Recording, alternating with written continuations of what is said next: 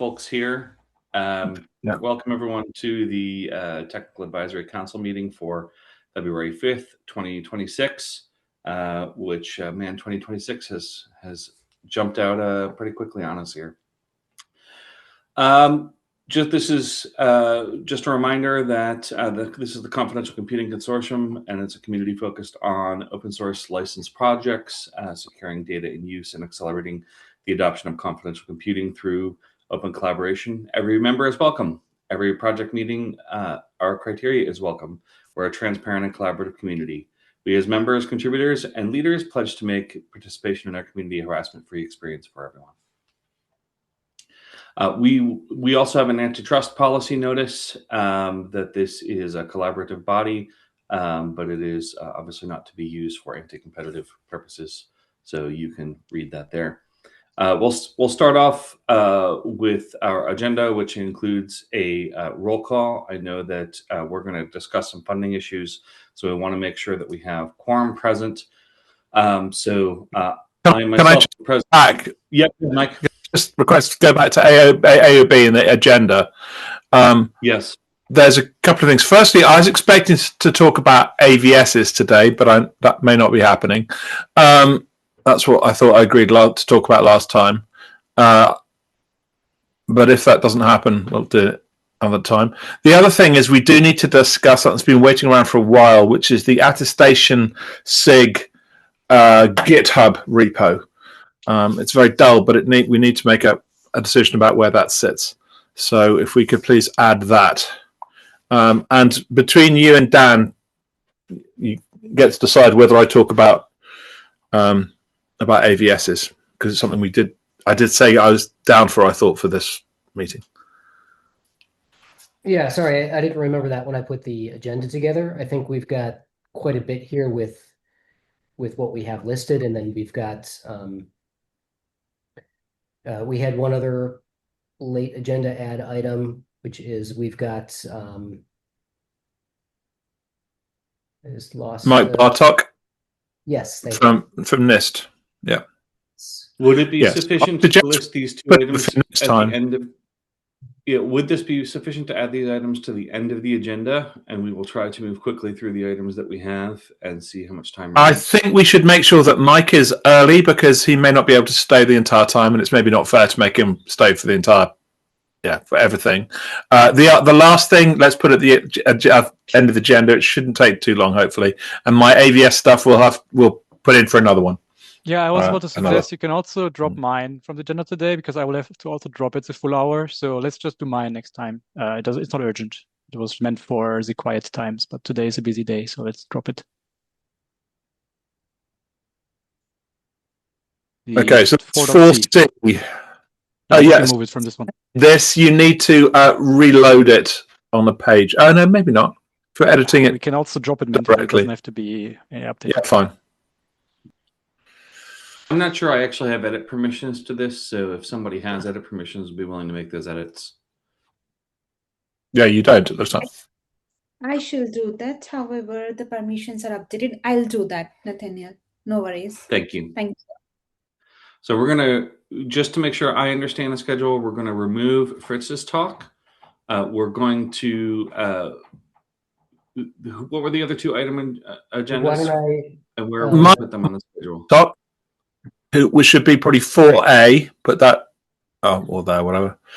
BRTOCK, I believe, unlike the composer. TOCK, that's right. NIST. And under 5, AOB, let's add attestation SIG repo, please. Are B and C the same item? No, they're different. They are remarkably similar. Well, and is that me? Okay, good. I was going to clarify who's going to be talking about the NIST RFI. Yeah, sorry, Mike. That's yeah. I'm two Mike B's, not even.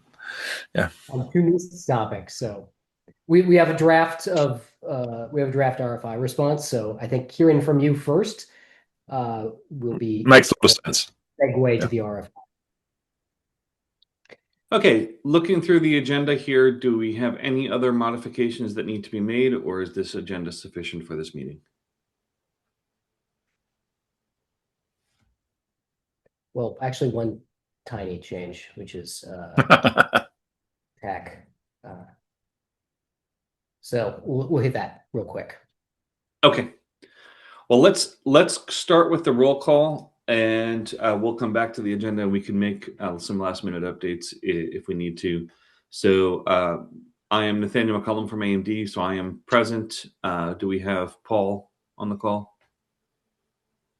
Does not look like. Actually amended this slide. Paul is ARM is not a voting member this year. Okay. Yeah. So do we have folks from Google?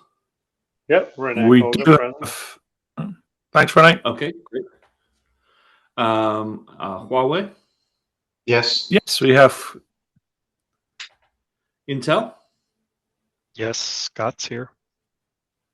Excellent. Welcome, Scott. Meta.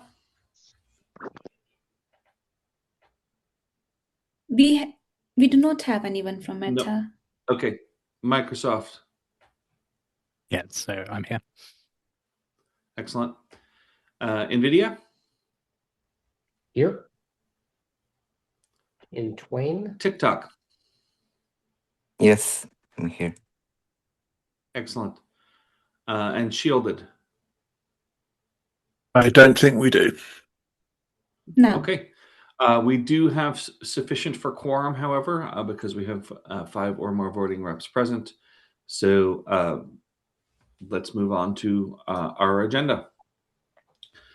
So do we have any new attendees, first-time attendees that would like to introduce themselves? We would love to get to know you. Sure. Mike, if you. Yeah, hi, I'm Mike Bartok. I'm with NIST, the National Institute of Standards and Technology. Have been working on hardware-based security features for cloud and edge computing, which tie into confidential computing as well. I was introduced to this working group earlier this week or late last week, and looking forward to participating in all the conversations. Excellent. Welcome, Great to Mike. be here. Glad to have you.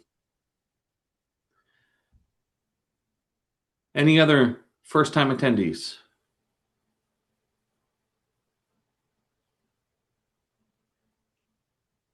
Okay, let's move on to old business. Do we have any old business to address? Should be a slide if there is any. Let's carry on through the slides, see where we get to. There we go. Dan, is this slide up to date? Yes, I confirm it is updated. Thanks for doing that, Renu. Yeah, so these are the things we covered in the last session, and we'll be revisiting some of those today. Just a reminder of what we did last time.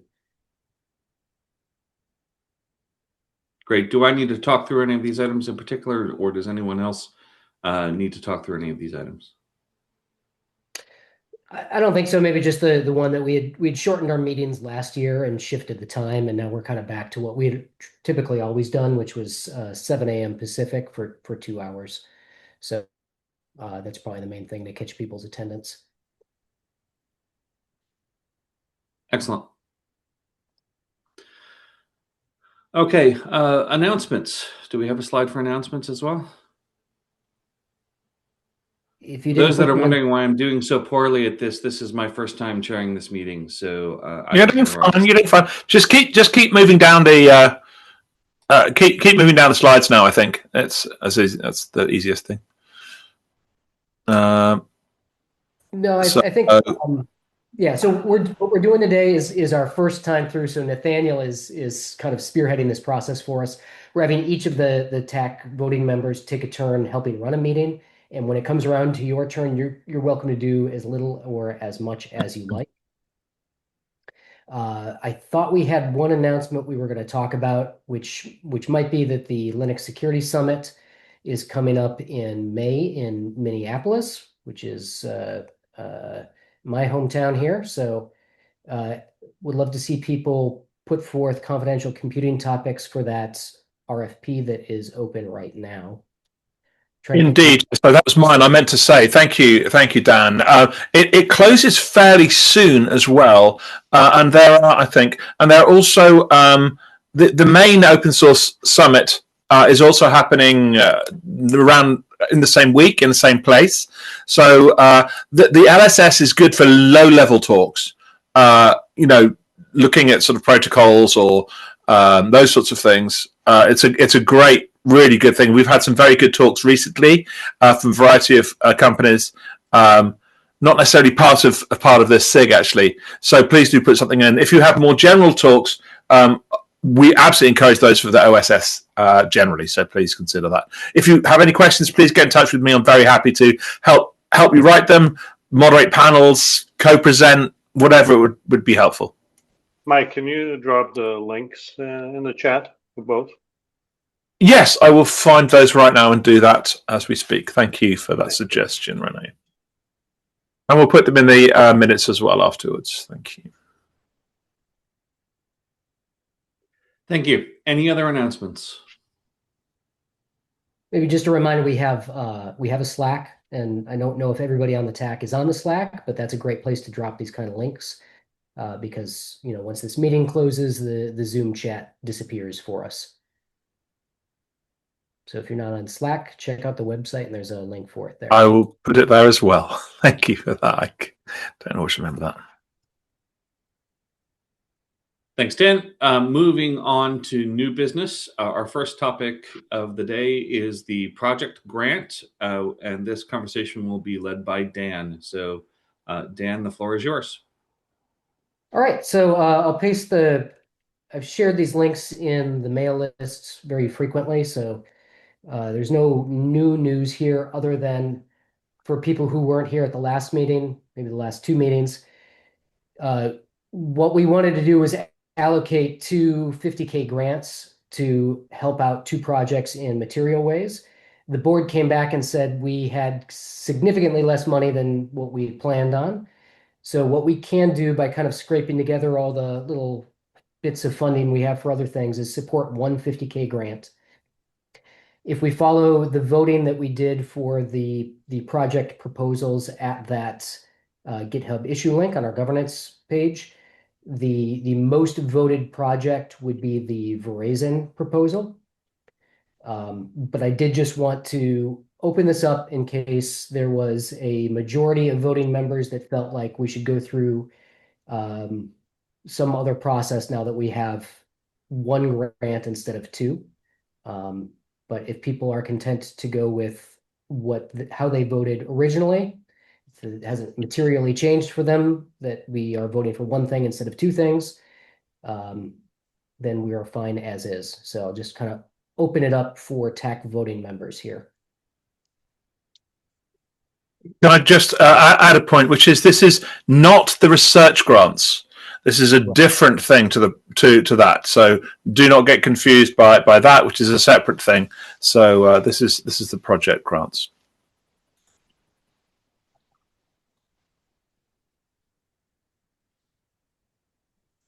Okay, so not hearing any suggestions. Otherwise, we'll just continue on, and we will enable Verizon with the budget for their proposal and let the SPDM maintainers know that we can't support them this year, unless, of course, we get some strong revenue growth, and then maybe we'll go hit the board up for some more money, which is always a possibility. Oh yeah. Thank you, Dan. Let's move on to our next item, which is the TAC operation rules. Who is leading this conversation? Yeah, so that's also me. Okay, thanks, Dan. Take the floor. All right. So pull request 335 there in the governance repo. If you click on that, which has been, I don't know, around since December, I think is when I posted this.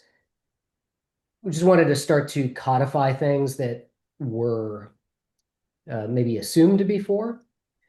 And so 0.0 in there is just everybody's awareness. We have a mailing list, we have a Slack, we have a GitHub. All three of these things are very low traffic. But if TAC voting members aren't on them, then they're not participating in things like votes. They're not helping us drive the agenda forward. So part of your responsibility as a TAC voting member is to be subscribed on each of those three things. And then we had also had an issue in the past with some voting members being unable to attend regularly, and those might be for totally valid reasons, but we can't stop the progress of the TAC because people aren't around to help move things forward. And so we're just putting in a soft rule here that if you're consistently absent, we're just not going to count you as in the quorum calculation, so that we know that we still have a majority of people present of those who are normally present.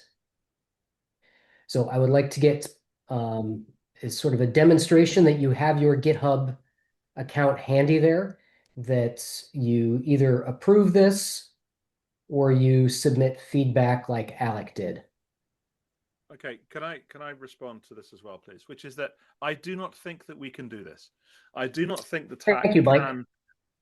can impose this on itself. I think if such a change would need to be made, it would need to be made by the governing board. It could be a soft rule, and people might agree to rescind their own voting privileges based on the recommendation of the TAC. But I don't think that we can make these changes. Also, and I'm very pleased to see many more people turning up, and I'd like to be encouraging sort of carrots rather than sticks. But I think we just need to be careful that we don't try and overstep what the bounds of our capabilities are in terms of doing this. So, does that mean door prizes? Because that would be fantastic. Alec? +1 on the door prize idea. Nathaniel, I'll see what kind of Microsoft swag I can make available. I think what Dan's trying to accomplish here, which I sort of support, isn't necessarily whacking people with a stick if they don't attend TAC meetings. I think it's more about trying to get quorum, right? So that we have a way to get quorum for votes if folks, consistently don't show up, so that we can say, okay, well, this particular voting member traditionally doesn't, participate in the TAC meetings. Well, that makes the quorum ratio one less on the denominator, so we can reach quorum easier. And from that perspective, I think it makes sense, and it'll help us increase the velocity that we adopt resolutions and can do business.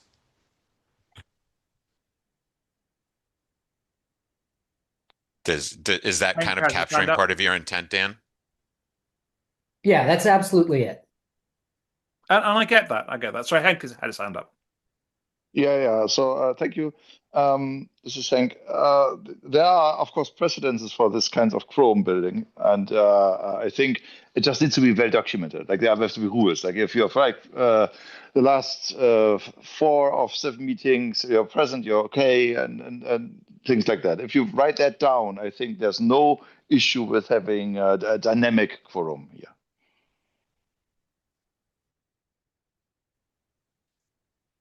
Yeah, and that's the goal of this, is just kind of putting that out there so that it's clear what the expectations are.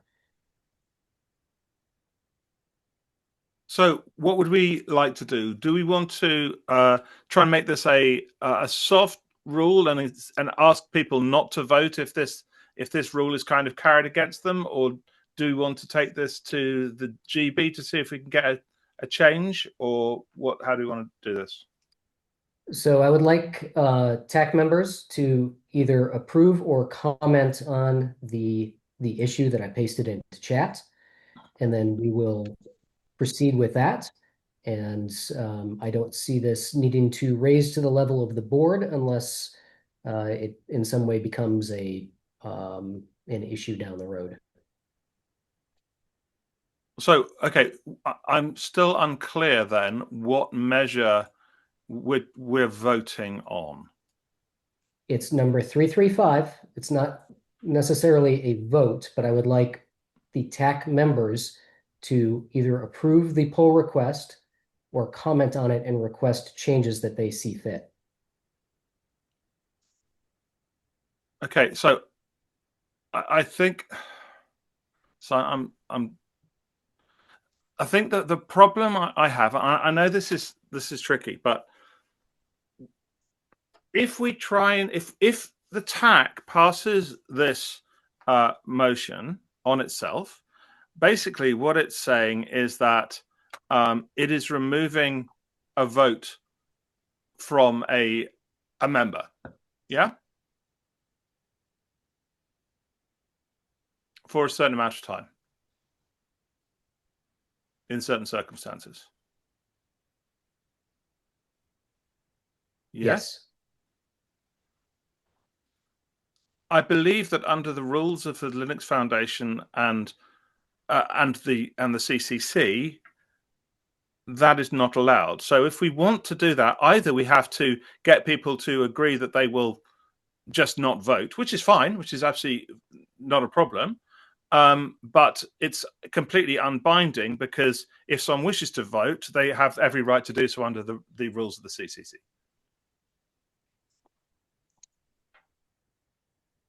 I think that we can get very snippy with making charter changes and needing to spend hours of time at the board level, or we can simply all agree that these are the expectations for the TAC, and this is how we are going to abide by them.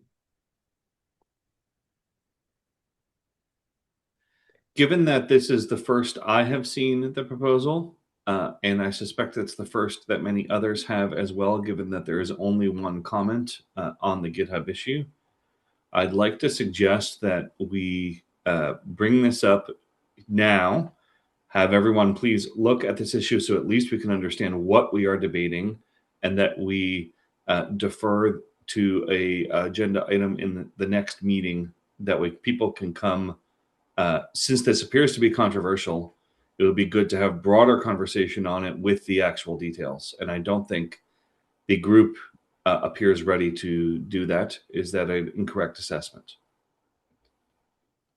I would just modify that a bit. I'm happy to let people review this offline again and make their votes, but I don't want to spend a tremendous amount of time in this meeting or the next.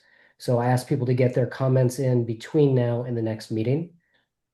Also observe that this was put out on December 8th. So, and it's been listed on the. It has been on the Slack as well. There has been opportunities to look at it. I have to agree with Dan on that. There really have been opportunities. So, yeah. Yeah, it is an unfortunate time of year for many people to get something like this on December 8th, to immediately disappear for a holiday and then come back and have this be, early in the new year. Now, we are in February, so I agree it's kind of borderline, but I would like at least to give people full opportunity to understand what we're discussing, because the discussion seems to be primarily centered around a couple people, while myself and I'm sure others, I saw several thumbs ups to my comment, do not appear sufficiently educated to discuss this. Okay, let's make sure we do have a conversation on Slack. It's a great place to do so. Let's try and engage with that. But I think, Dan, we're going to have to leave it until the next one. Dan, does that work for you? Yeah. There's no disagreement on that, but I want to get this finalized by next meeting. I'm going to put a link to that page directly into the Slack as well, just so we remember. Thank you. Anything else on TAC operation rules, Dan? That's it. Okay, thank you. Mike Bartok, you are next. Great, thank you. I appreciate Alec Fernandez from Microsoft from getting me introduced to this group and put on the meetings. I had a chance to catch up with him and some of his colleagues on Monday this week to talk about what NIST is doing in confidential computing. About 4 years ago, we published an update to a paper, a report that we have that describes hardware-enabled security techniques and technologies that help improve platform security and data protection for cloud data centers and edge computing scenarios. Our intention with this paper So describe a multitude of things such as platform integrity verification, software runtime protections, remote attestation, so platform attestation and TEE attestation, as well as data protection and confidential computing, and describe a few use case scenarios where these hardware-enabled security capabilities could be leveraged. We also have many appendices in this list or in this document that describe available technologies from different vendors or maybe from like the open source things like the Linux community that actually implement the security capabilities we describe in this document. Our intention when we put this out is to keep it as a draft, but update it every so often as new technologies and capabilities become available. It's been about 4 years since we updated it, but I think now could be a good opportunity to provide an update to this as there's been a lot of work in the confidential computing area, a lot more capabilities and technologies have been put out. I will drop a link to the publication in the chat. It's NIST Interagency Report 8320. But I had a few specific areas where I think this group might have some very good input. One is we have a whole section on data protection and confidential computing, where we talk about the different ways you can achieve that. I think that there could be some revamp to this language and definitely pointers to technologies that exist that we do not have in this older version of the publication. There's another subsection on remote TEE attestation. I believe this remote attestation section could be revamped as well, especially when we look at things where the trust boundary could be extended from just the CPU to other accelerators like GPUs or something like that. So I think this paper could be updated to have that discussion, how you can extend that confidential computing boundary to things outside of the CPU. There's another section that's cloud use case scenarios. A lot of this is focused on platform integrity attestation. And I don't believe we have a good one for confidential computing. So we could develop something there to describe how confidential computing can be enabled in a cloud environment. And again, I think a big thing to this is update the appendices to document real available technologies by different vendors and open source scenarios. We want to do a good job describing all of these security capabilities, but at the end of the day, we want people to be able to go out and enable these technologies, buy them, and use them. So yeah, I think it's helpful to have a kind of a comprehensive list of all the vendor and open source technologies out there that implement the confidential computing capabilities. So Thanks, that's Mike. what I'm bringing here. So I'll pause for any questions. What's the best place for people to give you feedback? Let me ask a question, a different question, if I may, which is, would it be helpful for for this group to come in with a suggested set, or for different members to engage with you separately, or both? I think both methods. I think both methods are fine. I definitely think coming up with a set of capabilities and technologies and potential use cases to put in here would be very helpful. At the end of the day, if to update this NIST publication, people who contribute content will have authorship for this NIST document, so you can be listed as an author on the NIST document. But so we will have to figure out the logistics of how the actual content or the document editing will be processed. But happy to work Alec, with I jumped on you. I didn't mean to jump on you, Alec. No, this is great. First off, let me just thank Mike for joining the CCC TAC. Sorry I missed your introduction, Mike. This is fantastic because we've actually got a SIG. That's the whole intent is to bring folks such as yourself into the conversation. So I wish I could say that the SIGs did such a great job that we went out there and engaged you and dragged you on board, but it wasn't that at all. We're just happy coincidence, serendipity. Mike reached out to us, and I dragged him into this conversation. So thank you for participating. I want to acknowledge our esteemed chair, who I think if you guys dig out the email, he's already suggested some possibilities for how we can conduct this engagement, which I think are great. I plus one that and added some additional ideas in terms of setting some hard deadlines, because I know this TAC sometimes, the discussions can be ongoing. So I'd love to set a hard deadline, but that's not my decision to make. Mike, because I know this is your first meeting. It's not uncommon for this body to form sort of subgroups and virtual teams in areas of a special interest.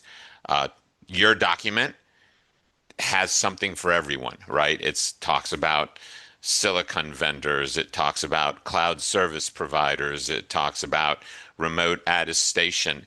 I mean, you've pretty much covered the entire gamut of interest groups within this TAC. So this V team could get large and unwieldy. So I think what we need to do is maybe have a separate sidebar meeting so that we can agree on a process and then agree on a shared location for your document where we can maybe just start ad hoc adding some review comments. I think that's what you suggested, was that it was, you weren't opposed to the idea of a free for all where everybody could add some documents, and then kind of have a rhythm of weekly meetings where we coordinate all of that. So that's what I'm going to suggest. Again, thank you for joining. And with that, I'll yield the floor.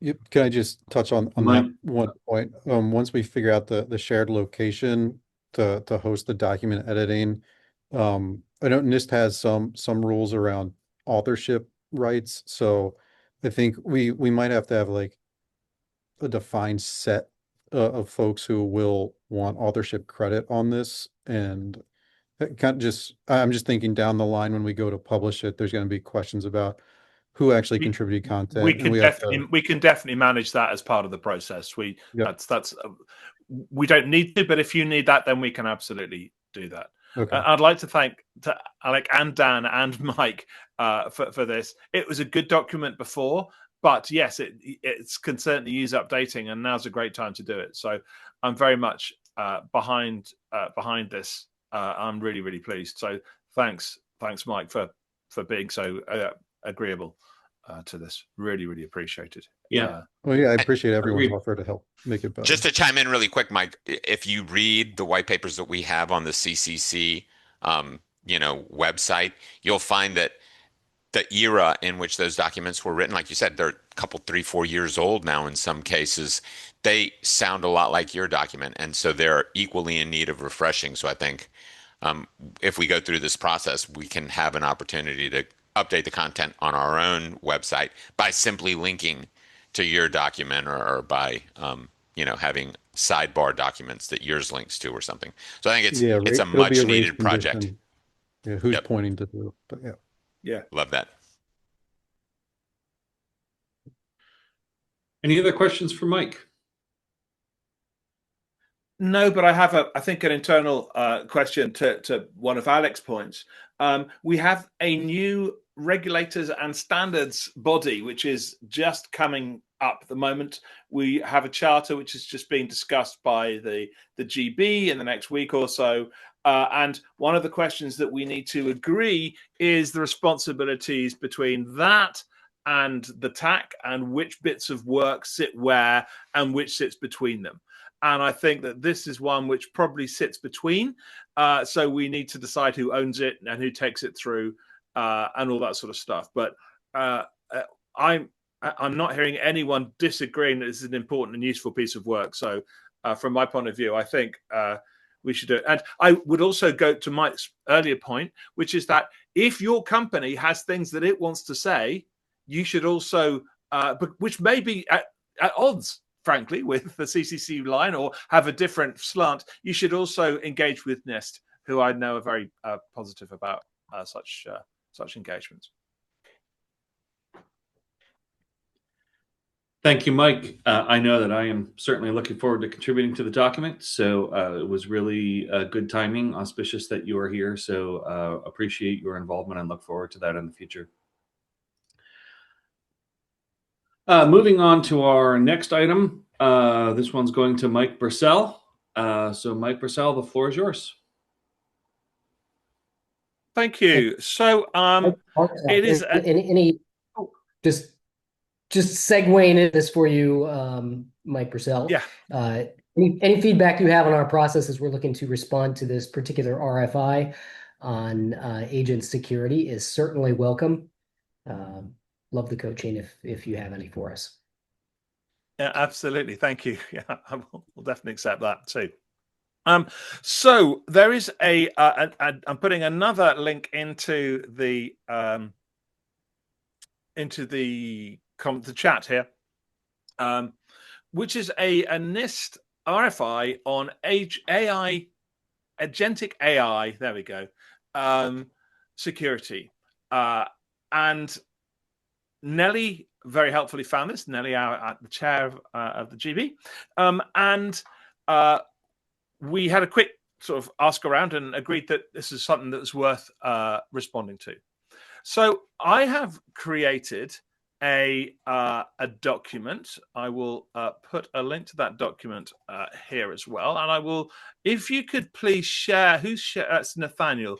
Could you please share the document on your screen, please? Or yield and I will share it. I don't mind other way around.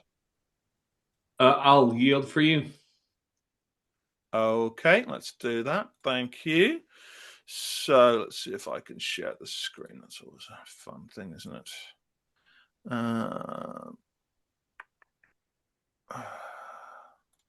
Right. I think you can now see this here. Okay, right.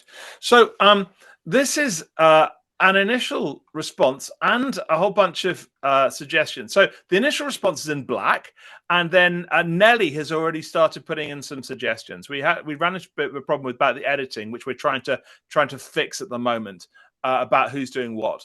But basically, there's a set of questions, and we need to answer those. And we have about a month to get some stuff back. Now, in my experience over nearly 7 years of the TAC, the best way generally of doing this is to come up with initial draft, a straw person, and then get comments on it and iterate that a bit until we have something that the TAC is happy, that is, from a consensus point of view, we can propose to the GB, and the GB then adopts, and we send as an official RFI response. But one thing we absolutely need is an owner for this document. And this, we need to agree the process as well. And this is the proposed process that I put together. Very happy for any of it to be changed. I am currently the main author, with Nelly doing lots as well. I shall put in Nelly. Actually, I'm going to put her in here because she started working here. Nelly Porter, Google. So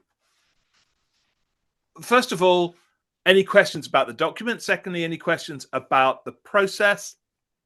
And just finally to say, if it would be helpful, I am willing to be the owner of this document to push this through. But if anyone else wants to do it, to step up, I would be very happy to work with them or to push things across. So any questions? Let me open the thing up a bit.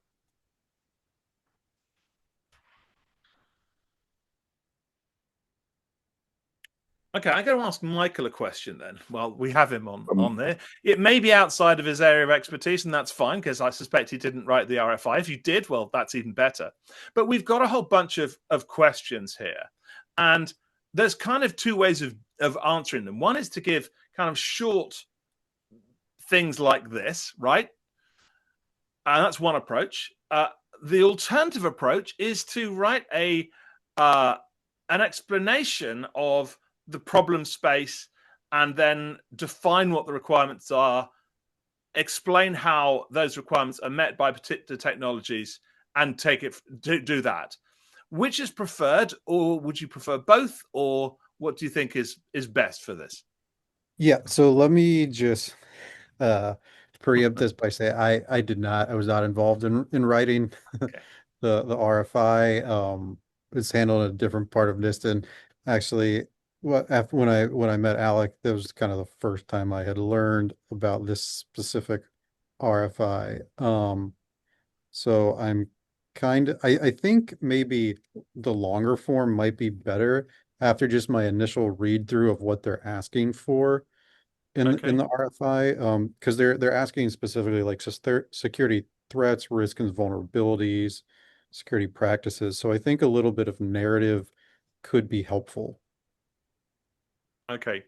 I'm a very narrative guy, and I wrote the narrative, so that makes me happy. But I also, reviewing the other bits and pieces, I realized that there's some missing bits in mine, or that it's weak in certain areas, and I think we can find ways to combine it. But that's very helpful feedback. Thank you very much indeed. So this is the thing: we have to provide the answer to the questions, not a creative blog, which is a fair point. But yeah, sorry. Yeah, it does seem that RFIs explicitly ask for you to indicate which answers and sub bullets you're answering. So it's not asking for prose, but yeah. Well, no, yeah, but it doesn't say that you have to answer in a particular way. I think one of the things we should do in our response is say this response, this part of the response answers questions 5A, 4C1, things like that. So this is, yeah, well, I think we can combine the two. Okay, so thanks, Mike. That's follow the response format that they're asking for to say which specific questions that they are answering. Sorry, could you repeat that? I didn't hear all of that. Oh, sorry. Yeah, definitely follow the response format that they've requested. So say like, this is the answer to question 1A, or like 2AI, like 2A sub I, something like that. Excellent. Okay, thank you. Right, notes from my talk. I'll add some this. While we're doing that, there's some other hands up, I think. So Simon, I think. Yeah, so just asking, I mean, are you still open to further comments on the current draft that you've got here? Because I'm more than happy to take a crack at that probably early next week. Oh, 100%. No, this is just cool. An absolute starting point. So that's the ask, is that TAC gets involved with this, and at the same time, hopefully, we can come up with I'd like to agree a process in this meeting, and the process is, well, let's carry on with this. Okay, cool.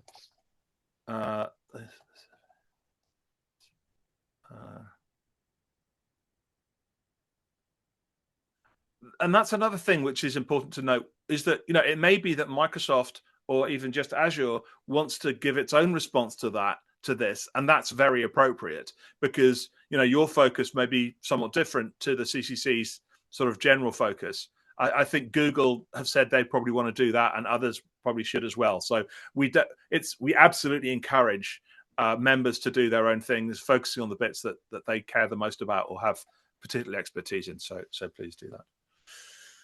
Okay, so let's just quickly go through this then. Let's look at the dates, and are people happy that we should do this? When do we want to be kind of doing approvals? When do we want to brief? I mean, we can brief the GB at their next meeting, which is Renu?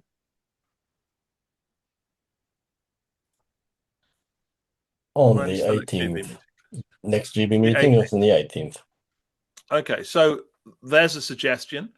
And if we want to approve, I put these in here because we want to have complete by the 5th, which means we should have it in by the 4th. Well, the deadline is the 9th, so it'd be nice to have it in 4 days before.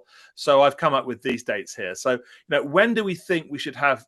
We want to give the TAC the GB around a week if we can to approve it. So, you know, I would be thinking around the 28th or so for approval, which doesn't give us a huge amount of time, but that's kind of where we want to be going, which means if we want approval by the TAC, we need to give probably a week for that, which means that we have that. Do these dates seem plausible to people?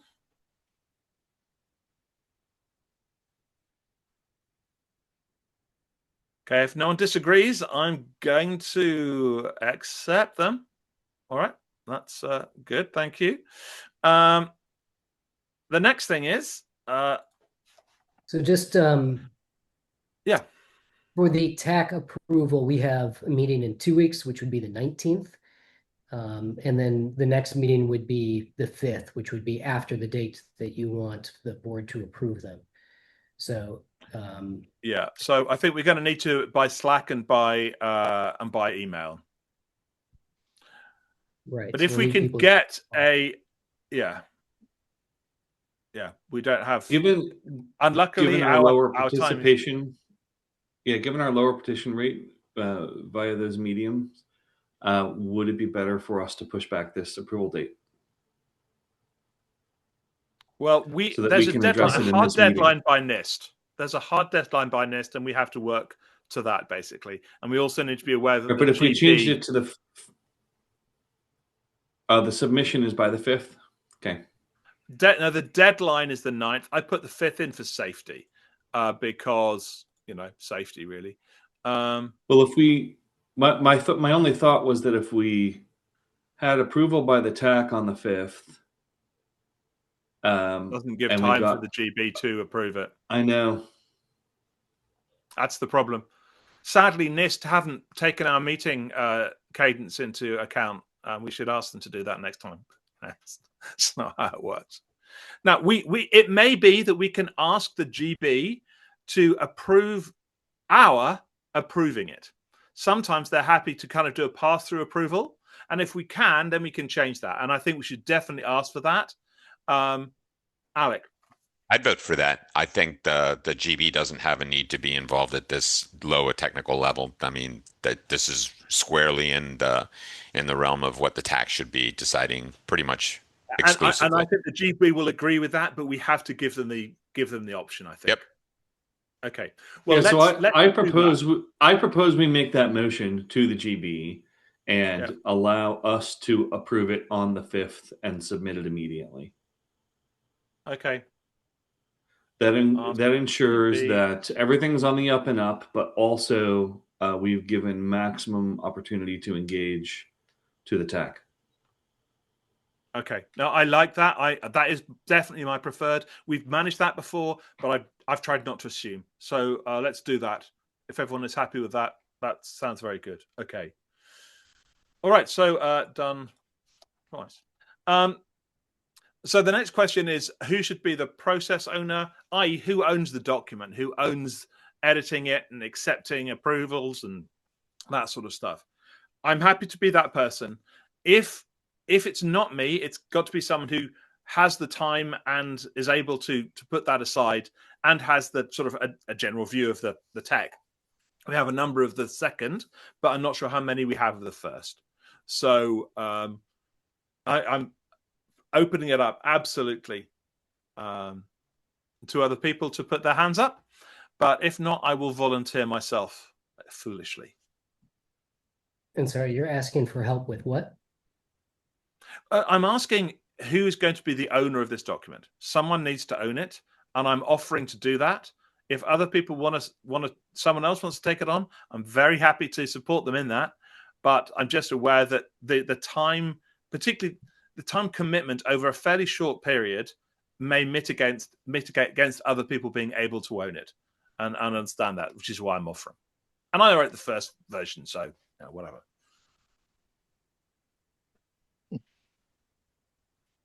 Hearing no other hats as I'm being thrown into a ring, it looks like it's me, so I will take that.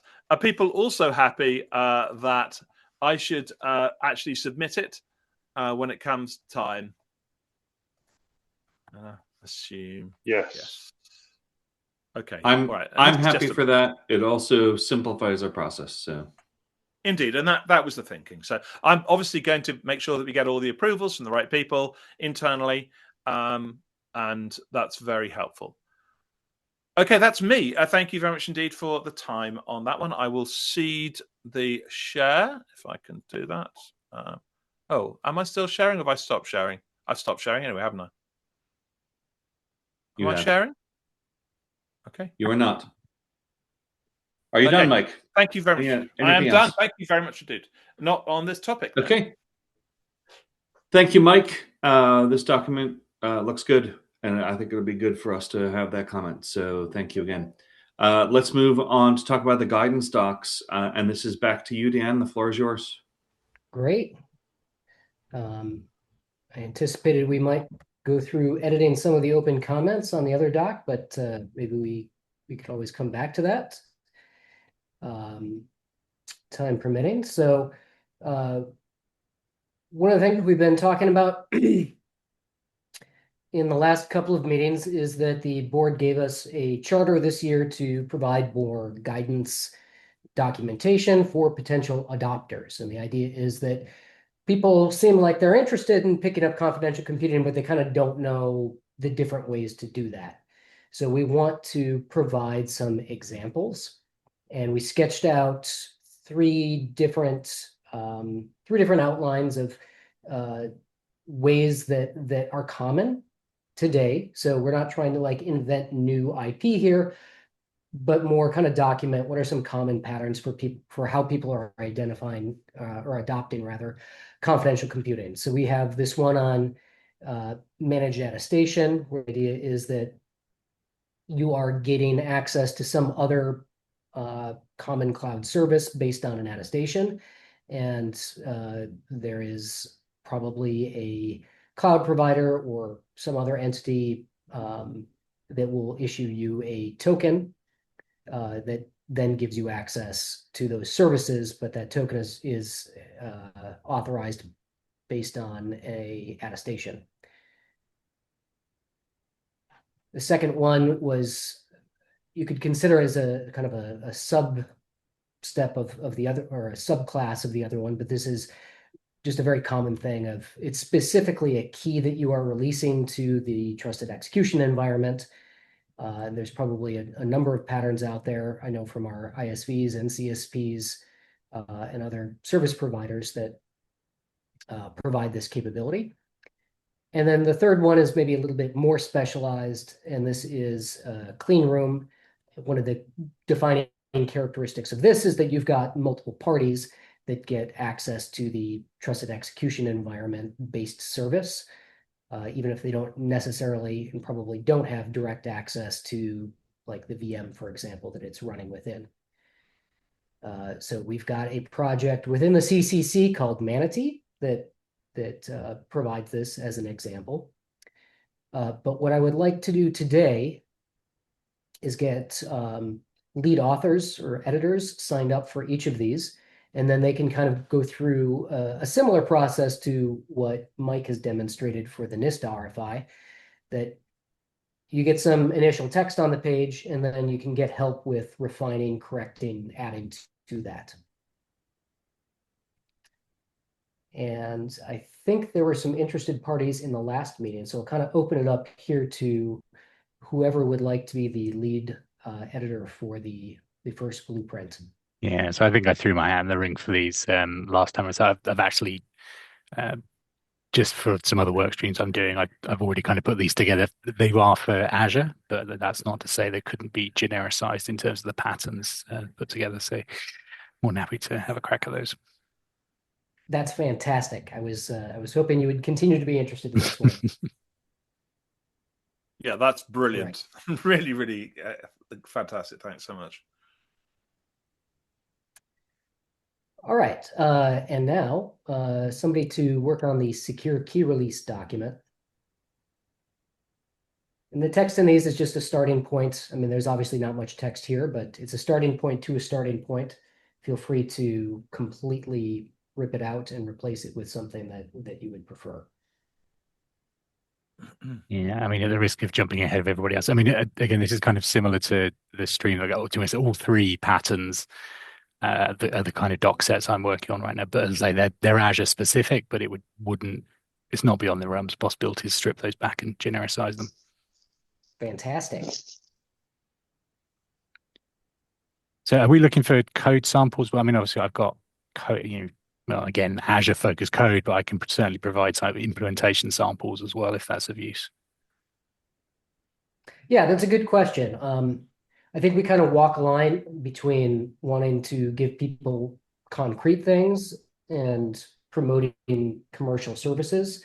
So if there's a way to do that without like directly promoting a specific commercial service, I think that would be okay, but something that we can resolve in the authoring process. Yeah, so when I'll put those examples in whilst we've got the draft, and then I guess folks can take a look at those and we can figure out where you want to go for that. And obviously I'm more than happy to contribute Azure examples if there are other folks who've got GCP examples or other CSPs. That would be kind of useful, right? If we're saying here's pattern B, in the document, then we say, look, here's an Azure example, here's a GCP example, here's a XYZ example. Then that might be a way of addressing that. Yeah, I mean, or to get the stage where we have a list, a sort of in a sidebar or linked off of examples. I think that'd be a brilliant way forward. Sorry, Rene and Alec have hands up. No, I was also kind of started looking at these documents, and then I noticed that we cannot recommend specific commercial offerings. So I was not 100% sure if we should just give an abstract concepts or real examples. Can we point to real products or not? And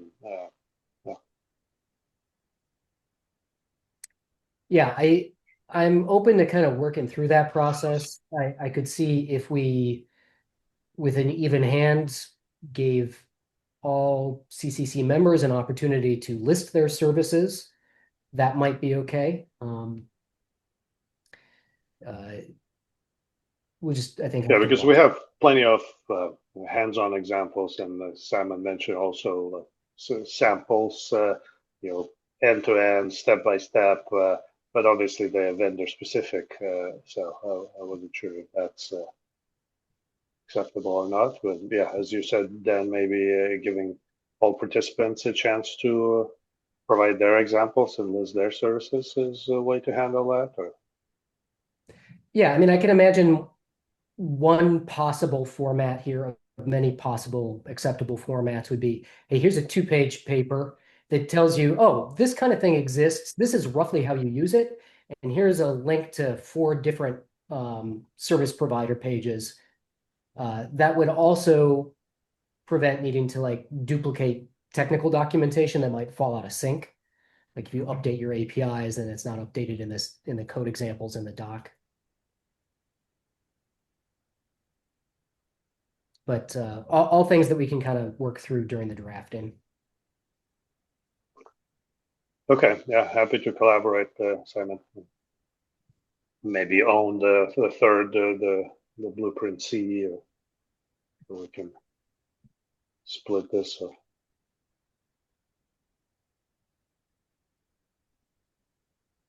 Alec? Yeah, just you guys beat me to it, so thank you. I just was going to chime in and say the exact same thing and point to the fact that the NIST document that I took a quick look at does what is being proposed here, which is even-handedly give everybody a chance to contribute their own actual examples, which I think are great, right? Because customers want to see the theoretical stuff is fantastic. Then how does this help me today? Without actual examples, you just can't get them there. They did a great job of allowing Red Hat some space, IBM some space, Microsoft some space, Google some space. Whoever wants space, have at it. Here's an open page. And if later friends who are not today members of the CCC care to join and contribute, there's no stopping them. I hope that passes muster with the Linux Foundation anti-collusion people. I'm not a lawyer, but as a user of products in public clouds, across public clouds, without examples, I get lost really quick. Yeah, I feel the same. We need to find a way of doing this, even if it's just linking out or some pseudocode and some linking out, whatever. I think we really do need concrete examples. So I'm very much in favor of finding a way to make that work.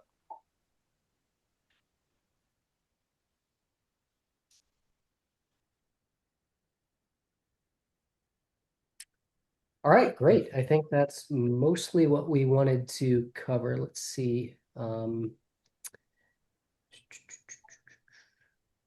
Sure, and as far as the process for these documents, should the owners just provide the first draft, or should everyone edit with comments enabled, with suggestions enabled, or how should? So The way this tends to work best, I mean, we can do other stuff, but this is, I would suggest, is the owner creates a Google document or other shared document, whatever you prefer. Google's generally fairly easy to use, and populates that. They then, I strongly suggest you mark that particular version as a as a starting point, so it's easy to go back to. And you can then either open up to comments, i.e., add people as viewers, or open it up to editing. Editing can cause problems, but you do get a better quality generally of things. But sometimes it might be worth just having some comments first and then trying to edit it or whatever. So it's kind of up to the owner. And the key thing to ensure is that everyone does get a chance to look at it and that to contribute to it, and that at some point the TAC gets to vote on it and say we have a consensus view that this is acceptable, and let's go with that. So generally, I find that a shared document and then either commenting or editing views is the way forward. So not work directly on this document or turn this document into that. Yeah, go ahead and put a first draft directly into this document. It is world editable, so somebody could come by and mess with your stuff, but that has not happened before. In fact, it seems like the biggest impediment to progress is having to constantly enable people to edit, through adding their permissions. So this is world editable. Do your best shot at a first draft, and then invite people to come in and suggest edits. Yeah, and I would say that I've had to change the edit permissions on the document I talked about before, because there was Google has this thing whereby if you suggest changes and then someone suggests changes to that and you accept their suggestion, your initial suggestion is all accepted, which means that you lose tracking capability. So we're going to try and backtrack that a bit and then reopen it up. So apologies if you try and look at mine and you have that problem. But that's the only sort of problem you can come across generally. It's not bad. It's not ill will. It's just, the tools and the process you need to align. And any timelines that we want to set on this? Yeah, that's important. So what we wanted to do for the board was get these done in Q1. So we're ankle deep into the second month of the quarter. So ideally, we'd have things roughed out by the end of the month and then do fine tuning in March.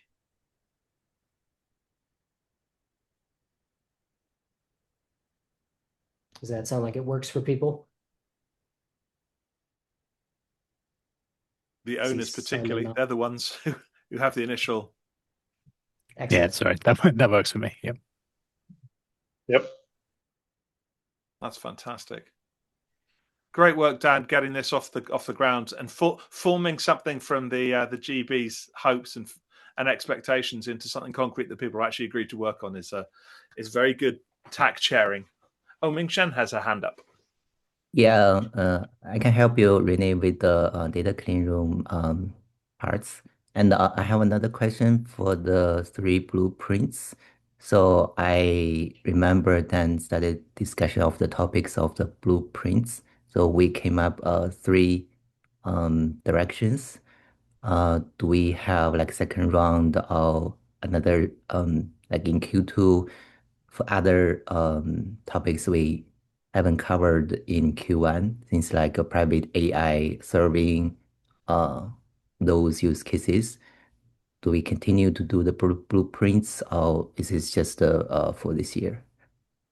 I think if these succeed, we're going to have a bunch of other ones. I've got people already asking for some. Dan, I suspect you're the same, right? So. Right, and Mingshan, I just wanted a addressable number for Q1, but if you want to get started on something now, and take ownership of it, there is no problem with making 4 or 5 documents in Q1. Okay, that's great. Fantastic. Thank you. Brave, Dan, brave. And I certainly had you in mind when we put the data clean room on particularly because of Manatee. So I think your contributions there will be very helpful. Yeah. Okay, thank you.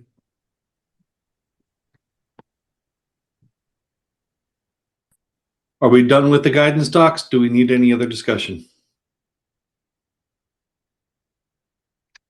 Done from my perspective. Excellent. It's been a lively chat, so thank you for all who are involved.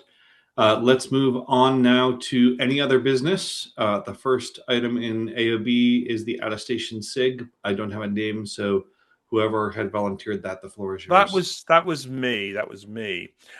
So it's a simple issue, which is that the current attestation SIG doesn't sit under the Confidential Computing Consortium repo, and by the rules of the LF, it kind of has to.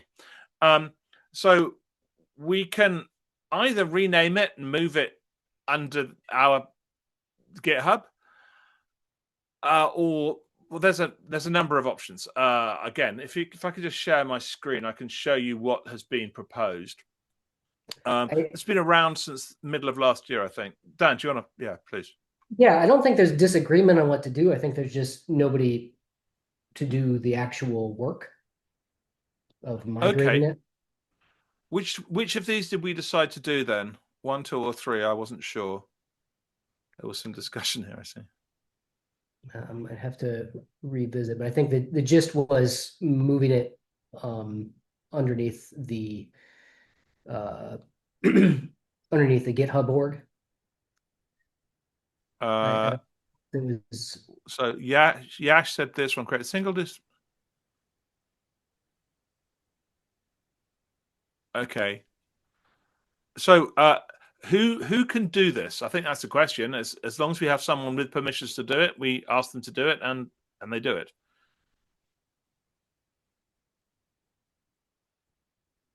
Do we know what the permissions issues are here?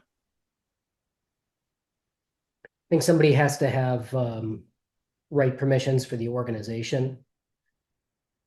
For which one? For the attestation one or the CCC, or both, presumably? For the CCC one.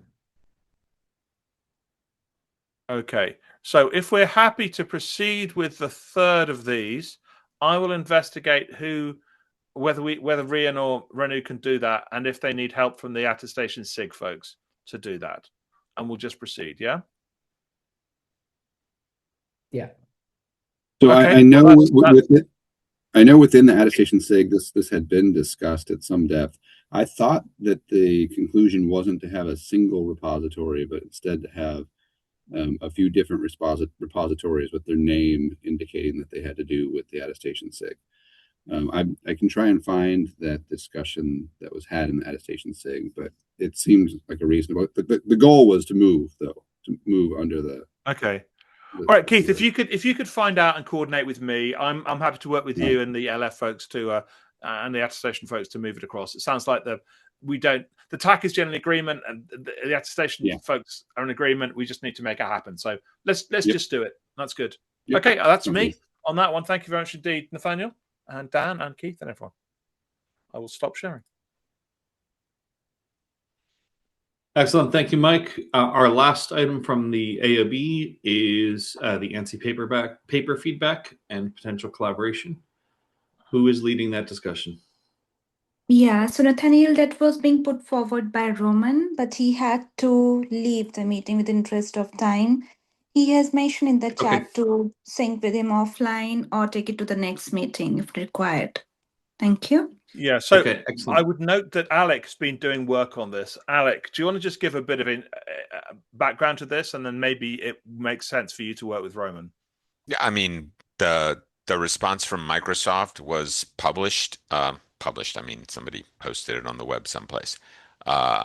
It's a very long response. It's like on the order of 25 pages that delves very deeply into specific Microsoft technical controls and administrative controls that mitigate some of these attacks and, talks about Microsoft roadmap. The point of all of that is that it's a very Microsoft centric response. I don't think it would be appropriate for the CCC to adopt that or even to use that as a starting point. So, I guess what I will say is with ANSI, is that right? Or no, you're working with ISO. Oh, right. Okay. That's right. So I haven't done anything with ANSI. And by the way, this ANSI doc, if you read it, it's not saying that confidential computing is bad. It's saying that it's not a silver bullet. I think most of what's in that document, the CCC would endorse. It just basically is a very sober, candid assessment of the things that confidential computing helps with, but it's not a magic thing that makes it so you don't have to worry about any other security controls. So from that perspective, I think the document stands very well on its own. I don't think it needs a CCC response. I'm happy to discuss it with other folks. I've read the document pretty thoroughly, and I've read the Microsoft response pretty thoroughly, but I haven't come up with any material that I think would help with a CCC response if the TAC decides one's needed. I have a little bit of a different take there. I agree with you 100% about the paper itself. I think that the CCC would probably stand behind everything said there. However, the synopsis that was written of the paper that they released sounds scarier than the paper itself. It makes it sound more like, confidential computing is not good enough. Instead, the paper says that it's not by itself something that you should rely on in a completely hostile environment. I think the CCC doesn't need a rebuttal. I think it just needs to frame it. I think a response framing it with a statement that says these are great points in this light or whatever. So Keith, does that make sense? That line up with anybody else's thoughts on it? Yeah, I totally agree. Totally agree. And I think what they say is, if you're thinking that it makes it that the confidential computing makes it so that you don't have to trust the cloud service provider at all, think again, because you still rely on the cloud service provider. There is still a shared responsibility model, but just the TCB is smaller and the security posture of confidential computing is better. But you still have shared responsibility there, and the cloud service provider is responsible for a lot of things, starting with physical security. So there you go. So I agree with what you're saying, Keith, and I'd be happy to lend a hand in drafting a one-pager response kind of a thing. And my sense was that Roman had a channel kind of back to ANSI where they're open to feedback. So I don't know that it's necessarily like, here's a public response like what we've done with some other articles in the past. But anyway, we have a new SIG specifically for this. And so I'll direct Roman to that with the links that I dropped into chat here. I think that's helpful. Yeah, I do want to make sure that Roman is engaged on this conversation. He did propose this topic and was not able to attend, but we've had substantial conversation without him. So I want to make sure that he has adequate opportunity to be involved in this conversation. Agreed. Let's make sure that can we make sure this is proposed for the next agenda as well, and it'll be. Let's make that points in the minutes as well. Thank you, Nathaniel.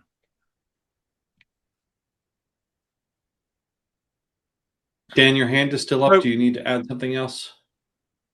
No, sorry. Okay, thank you. That concludes our other business. We can move now on to future business. Our next meeting, of course, is 2 weeks from today. Let me share my screen on this. I'd also, how many people have we got on still? Still got a good number. 18. So Renee and Keith. Renee and Keith are up next time for the rotating chair, and we also plan to have OpenVMM as a topic. I know that the ANSI doc also is going to end up as a topic in the next meeting, since we have decided to continue that conversation there. Is there anything else I need to announce about the next meeting in 2 weeks? Well, I mean, we have time now for the attestation. If we look at the in the the right-hand column, it says Fritz and Mike B. The attestation thing, I still have time to do if people would like to do that, or we can move to the next one. It's up to people whether they want to use the 40 minutes. Fritz had deferred his since he couldn't attend he could only attend in the first hour. But I'm happy to allocate time for the out-of-station conversation from Mike Purcell. Any objections? Okay, hearing none. Mike, the floor is yours. Thank you. Let me share my screen. You are still sharing, if you wouldn't mind de-sharing. Whoever's sharing at the moment. Is it Nathaniel? There we go. Thank you. Let me try again. Okay, so which is the right? Right. So this has come out of a number of threads of talking to a variety of people, and in fact, a specific request from Fujitsu, who I met in Japan, who are members, and they said, we had a bit of discussion. They said, we'd love to see a picture about this. And I realized that rather than a picture, there's a whole slide deck and probably a book. But I wanted to sort of get folks to think about this and see whether the stuff I'm talking about is a real concern, what we want to do about it, all those sorts of things. So it's about AVSs, attestation verification services. So my first slide is, here's a basic overview of how you might think about the world. So you've got a relying party using our friends, the RATS name on the right. You've got an AVS, an attestation verification service, in the middle, and you've got a host with a workload in a TE, which is the blue bit, some host components, OS, those sorts of things, maybe firmware, and one or more CPUs, GPUs, XPUs. I haven't even looked into combining attestation measurements in this, but that's a very simple view of the world, which hopefully everyone agrees in. And so here's a very simple approach and look at how we do attestation. And again, this is not perfect, but hopefully it doesn't lie too much. So the first thing is a hash is taken of the various components, and it is signed, and that becomes an attestation measurement. It is passed to an AVS. The AVS says, yeah, that's good. Optionally creates a certificate on it and sends it to the relying party. Which may option, yeah. And there may be, it may send the full measurement, or it may just send the verification result to the relying party. So that's the kind of basic, simple process view I hope we can all generally agree on. Oh, and then, of course, hopefully the relying party is happy with it, and the workload is considered a good workload in this context. So let's just have a quick look at the actual host side components. We've got a whole bunch of things in the workload, which may include some or more of some data, an application, a container image, some other applications, operating system, a VM image. Yeah. Can I stop you before you go into the host side components? Okay. Yeah. When you described the flow in the slides up to slide 10, you didn't talk about somewhere that there is a policy to decide not only based on the. I'm coming to that. That's the whole point of the conversation. Don't you worry. Okay. Yeah, no, the 6 ignores the policy completely, and that is the whole point of the presentation. You are way ahead of me off here. Thank you. That's great. Okay. Thank you. Okay, so let's say that in the host side components, we've got a bunch of stuff here, and in what I'm calling the host components, I've got firmware, microcode, and then we've got the CPU, GPU, XPU.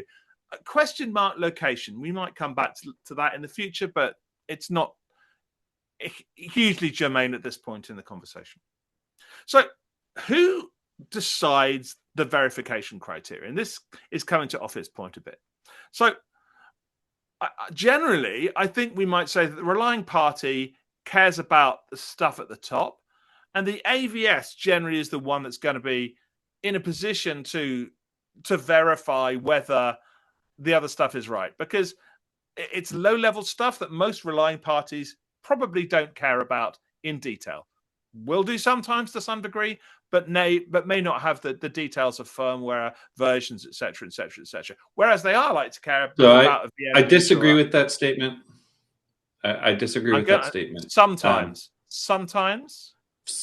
So the problem is that forensics may establish that requirement after post facto. So there needs to be some way to I agree with that. We'll come to it. I agree. Okay. I agree entirely. Let's come to this and see if I cover that. If I don't, yes. That is the missing part of this simplistic particular view of this. Alec. Just because this is such a large forum, it would be awesome if these questions are captured in the chat or maybe even added as review comments to the doc. But let's get through the doc. I mean, I love the presentation. Let's try and get through it start to finish. Okay, well, we'll try. Okay, so these are so here is another thing, which is that if you're thinking about multiple relying parties, right? Well, a particular relying party is going to care about the data application. It's quite likely that some relying parties will care about the stuff in the middle, and most relying parties will care about the stuff at the bottom, right? They'll have a shared view of that. Again, this is ish for all of this. So we get onto policy. So my view is that the relying party should always control policy for all components. And in fact, the more granular the policy, the better. However, it may choose to delegate policy for some or all components.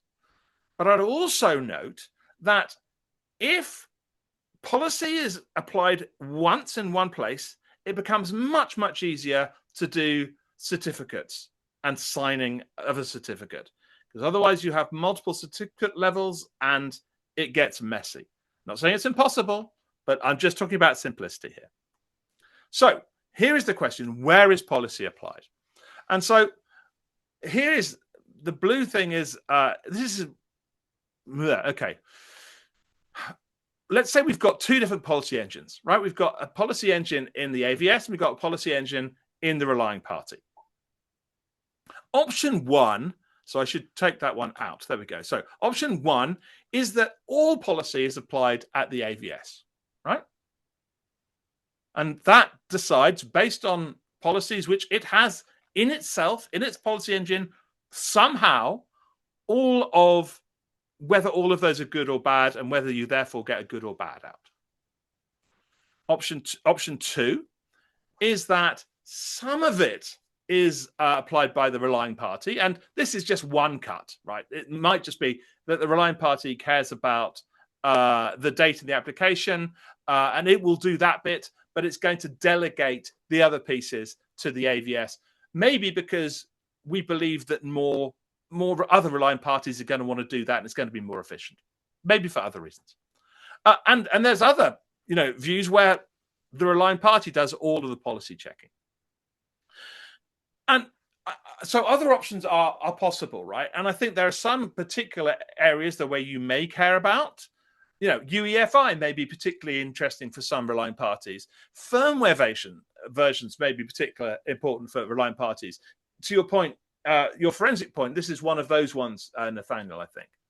And as I said before, location may be a possible addition to attestation information, but I'm not aware of any stable protocol definitions for how you add attestation location into an to an attestation measurement at the moment. I'm aware of some unstable protocol definitions, at least one, but I'm not aware of any. And there may be other things, so hence my other additions. So here are some of my thoughts about why you might be for delegation and against delegation. So delegation, if you delegate, it's generally faster.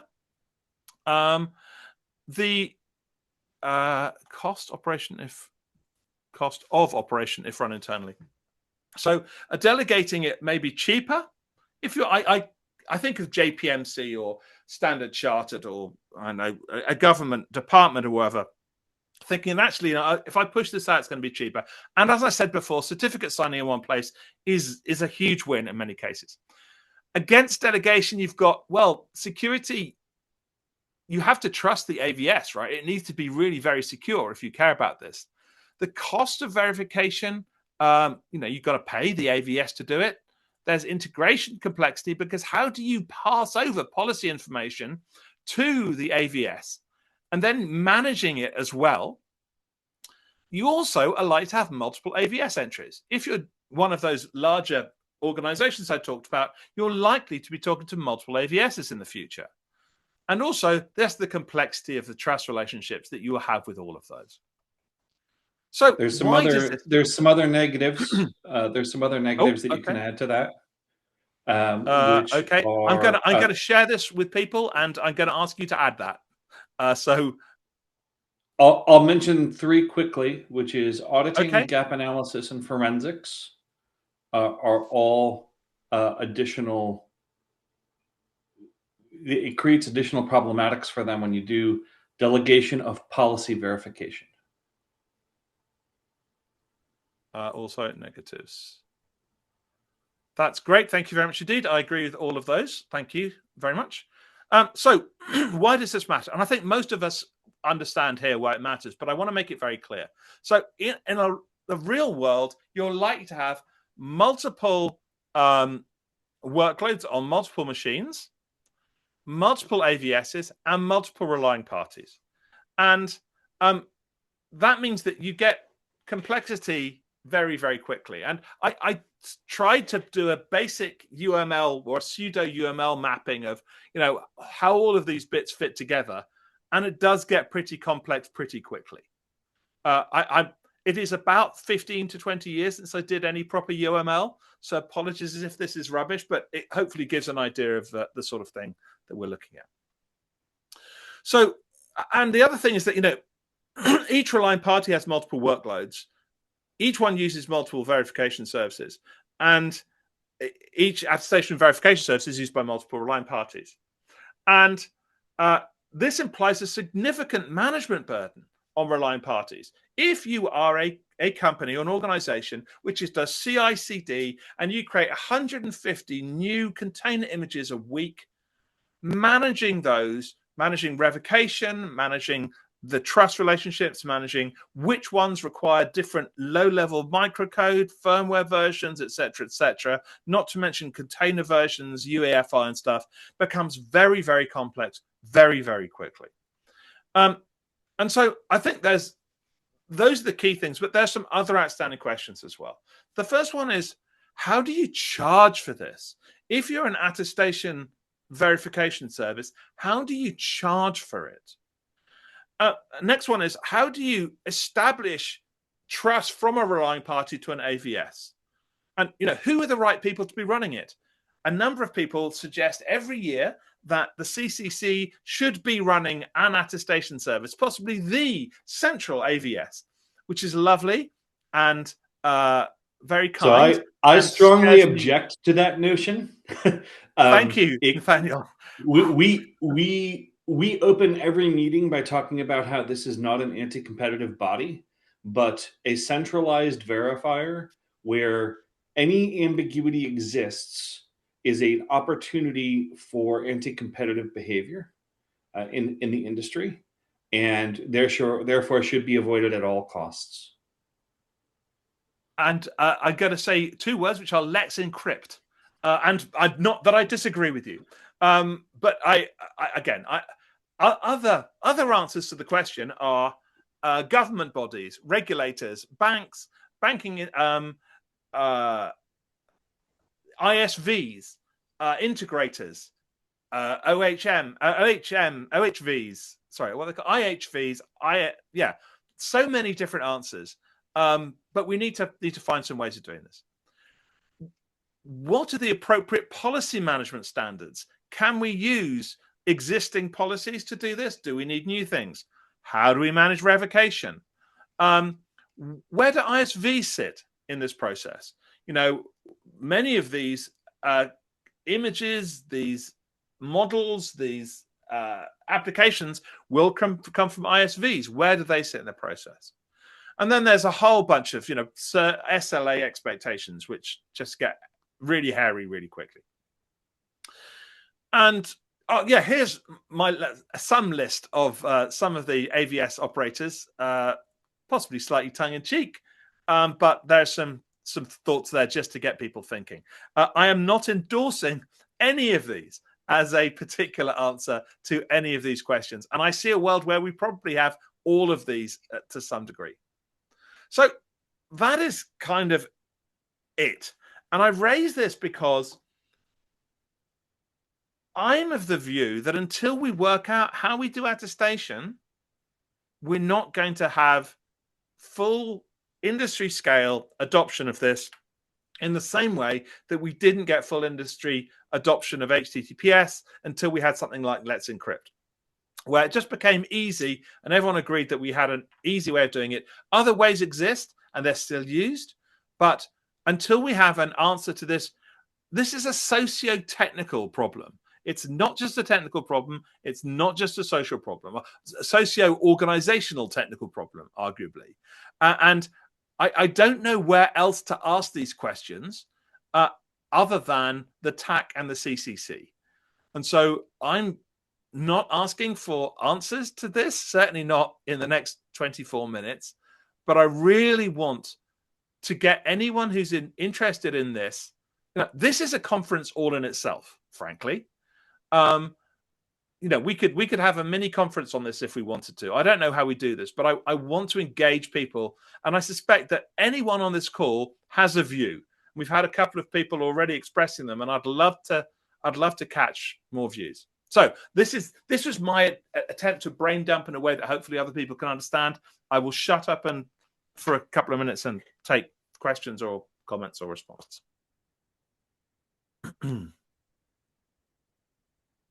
So should we just comment on the deck? I will. Let me open up anyone with the link can comment, copy the link, and you're the first people I've shown this to, folks. You're very lucky. So I've now done that. I will put a link in the chat and I will put a link in the Slack, and we will put it hopefully into the minutes as well. Alec, I see you up first, I think. Actually, Keith has his hand up before me. I apologize. Keith, go. Yeah, aside from the actual solutions to this, which I agree is a whole discussion in itself, I think the conversation around it will probably go a lot better, like standardizing on terminology. And we do have the IETF rats eat terminology, and I think if we use that, it'd probably help a lot. Breaking things down between like the passport model and the background check model. We have evidence and results, and particularly for this conversation, there's like evidence appraisal and results appraisal, which are really two different things.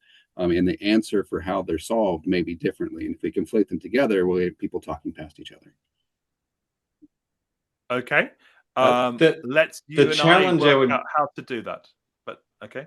The challenge I would push back on there is the RATS model is very prescriptive about relationships in the trust model, and that works well for the sets of relationships which it's defined, but it requires any modification to that trust model to go through standard bodies to define new profiles and so forth, and does not allow for the industry to evolve over time. And so I would be hesitant to say that we must adopt the RATS model as the model because it is designed for a specific set of circumstances which may not always obtain, and I do not want to have a chilling effect on the innovation in this space. I understand the feel that you have there. However, I think like what's in there is a set of roles, and it's very flexible on having those roles be assigned to different entities, where you can have one of them have multiple roles. And like in my experience talking with things that are in atypical kind of arrangements, you can still map it onto those different roles. Like you can have the relying party be the verifier if you don't want to have an external AVS. And like it allows for any of those kinds of combinations and relationships to be defined. It's just you're using the same terms to talk about the thing they're doing. Well, my challenge is I started off by saying it operates narrowly on the attestation problem, but the attestation problem is a subset of the trust graph problem. And therefore, when you try to up-level the attestation problem into the trust graph problem, that's where the relationships, I think, break down and need to become more decomposed. Yeah, I'd be interested to hear an example of where that would occur. We don't need to do it here, but that would be interesting. Alec? Yeah. First off, thanks for putting this together, Mike. This is really good. I was gonna just say this is like the table of contents for a new book that needs to be written by the CCC.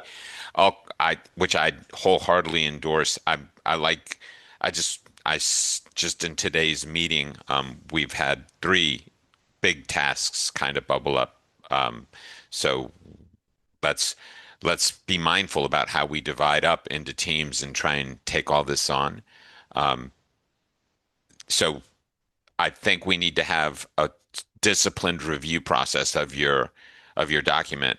Nathaniel, I agreed with what you were talking about early on. I did not mean to squelch your input there. I was just trying to make it so that it didn't turn into a free-form dialogue as Mike was trying to get his ideas on the table. But we definitely need to discuss the points that you made. I want to, and I sent you some side chats in the whatever this thing Zoom is. Your chart that you shared, gosh, it's been a year now, on the village that is in the TCB as soon as you allow a CPU in the TCB, I thought was extremely eye-opening for me. And it fits right into the document that Mike puts together where he has his initial slide had the document, and at the bottom of the document is like this CPU, and it's like this little bitty thing. And you're the one that taught me that the CPU isn't a little bitty thing. It's a whole cosmos of companies that work together that are in the TCB in that little box. So I'd love to see that in there a little bit. We're dealing with. Let me just finish my statement, and then I'll go on mute. Yeah.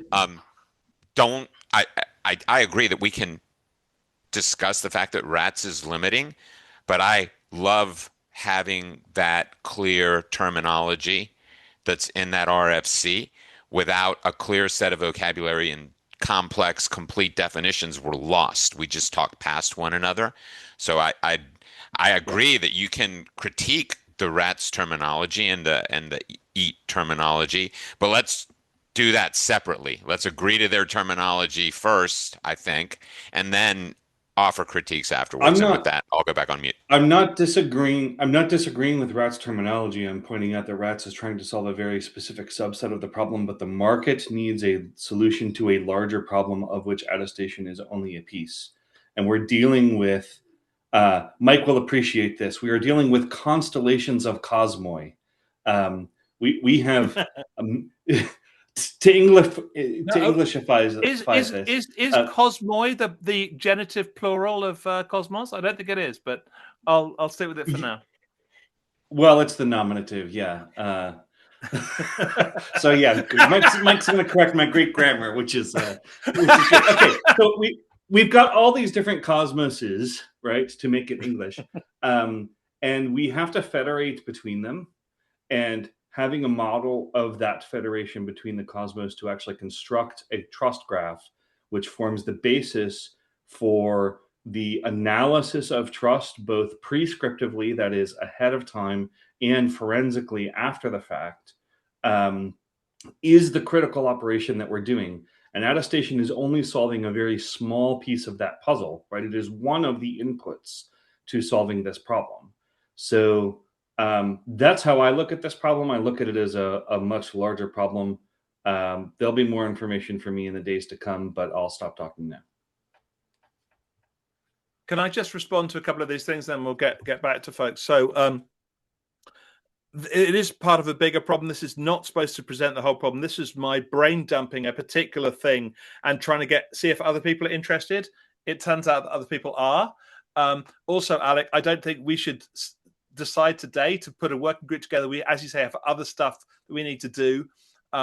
but it sounds like we can, without too much difficulty, get people interested in this. So I'm very glad about that. So was it Ming Shen now or Ophir next? I didn't see. Let's go with Ming Shen, if that's okay. Ming Shen? Yeah, okay. So thanks, Matt, to summarize this in the slides in presentation. So we were very aware of this complicated problem, and from technical research perspective, this is a problem of reaching consensus with a group of people, a group of entities. So I think we want to find a way, like a technical way to solve it. So that's why we explore the technology in Web3 distributed network, decentralized web, Web3 decentralized web, because they have similar problem to reach consensus. So the technology like blockchain, zero knowledge proof, all this fancy stuff could be a tool we can leverage to have both performance, speed and security, cost of operation, cost of verification. So that's something we can explore from technical point of view. So I think other than that, there are some organizational point of view. Should it be centralized service, or it could be a decentralized service, but everyone have a consensus on the protocol they are running. So I think that's Thank you, Ming Shen. I completely ignored and forgot about in this context the whole decentralized trust point, which absolutely fits in here. And some of the work that you've done on zero knowledge proofs and stuff fits very nicely here as well. So I've added a little note in a comment so we don't forget that. Thank you. You're quite right. Thank you. Okay. Ophir. Yeah.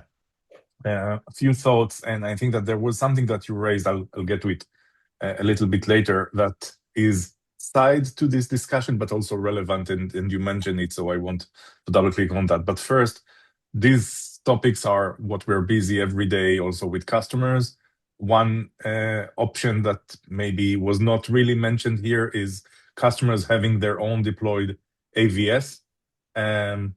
With some solutions like ours. I'm not trying to sell anything, just saying they are not going to an external one, but an internal one. And that would connect to the second part. There are things that are based on trust on others. So, for example, with all of the clouds, and we have several representatives here, there is a level of trust that when we verify, or anyone wants to verify in a generic way an attestation quote, there is what we call codename launch measurements that we just need to trust the cloud. We don't see the code. We don't know whenever they change it what it is. We rely on different mechanisms to create a certain trust with the cloud when we verify it. So that's a problem. And that takes it to the second part. Eventually, not all software will be open. And the cloud first parts are such. And while we love, and really it's mind-blowing that you can have a software measurement of the entire workload and say, yes, this is what's running because I can verify it through the attestation quote. When you don't see the code, that software measurements in many cases is not really effective. And even in organizations that build their own software and then put in a policy, the software measurements to allow access to something or to create a trust, and it's a closed circle in that organization. When you're talking about a continuous CI/CD that produces new software every minute, hour, whatever, and pushes that automatically to the deployed side, and have a policy that is updated with the new software measurements, because you can automate everything, it opens the question whether that software measurements is really valuable in any way. Because if you make it all automatic, that software measurements is just a way to create something that you know that will be there, but it's not really protecting you, right? So I think that you touched that in a way, Mike. but the whole it's very sexy for us on the technical side. A lot of the things that we can do with remote attestation, but in real life, it becomes really not really effective. I'm not even going to delve into that. I think now we don't really have time. I know I need to get to another meeting. Alec, do you want to try and round this off? Yeah, we've struggled with that as well here. I mean, any attestation report that you get is yesterday's news. Which is useful for forensics on occasion if you've done it right. But, no arguments, but we just need to understand also where the business side takes it. Yeah, no, I know. As I said, it's a socio-organizational technical problem, and we need to accept that. Rene? Yeah, just a small meta comment, and I'll add it in the doc as well, or the presentation. Kind of comparison pro and against. I think some of the items there could certainly be moved back and forth depending really on the customer. For example, cost for verification, integration complexity, and management complexity. Doing it yourself, I would argue, is in most cases will be more complex and more expensive than delegating, but can't argue with some other points like maybe security, etc. Yeah, I agreed. That's part of what the cloud. It's only more expensive though. It's only more expensive though if you don't have the system to manage the complexity, right? Okay, Dan, why don't we try and finish with you, and because otherwise, it's going to be here for a long time. Dan. Yeah, I just wanted to know if you could kind of bring us into some next steps. Like it sounded like one topic we want to visit at some point is the CCC operating something. And there might be good reasons against it, but we should probably have that discussion. And I don't know what else you wanted as an outcome of sharing that deck today. But my first thing was to see if there's other people interested. The answer is yes. We've got enough people to start thinking about this. I need to do some more thinking. The answer of should the CCC operate as an attestation verification service? My answer is always give me a couple of $1 million and I'll think about it. It's got to be that level of funding, or there's no point in even discussing it. And so we'll come back to that. But at this point, it was I had a mind dump and I wanted to check whether it was interesting to people. Keith, I'm happy to discuss the attestation SIG as well if we think it'd be relevant, and I'll try and find a way of exposing it in not too scary a way to the GB as well. But this is not a problem we're going to solve today, and it really was a mind dump. Is there interest? Yes, and I don't know what's next. So I'm happy to start conversations with anyone about any of this. So let's take it from there. And another meeting. So thank you so much for your input and engagement, people. I really appreciate it. This is something that excites and scares me, so it's nice to hear that other people care as well. Thank you. Thank you, Mike, for the vigorous discussion. I think that we are approaching out of time, and I want to leave, if there's any other questions for us procedurally, as we move into our next meeting in 2 weeks' time. Other than that, I think we can call the meeting concluded. Does anyone have any last details? Just Keith and Renee, you should have an invite for the stand-up on Monday for prepping for the next meeting. And I think that's the only procedural thing. Sounds good. Thanks, everyone. Great meeting. Thank you, Nathaniel, for running it. Appreciate it. Thank you, everyone. Thank you, Nathaniel, for being the first to go through the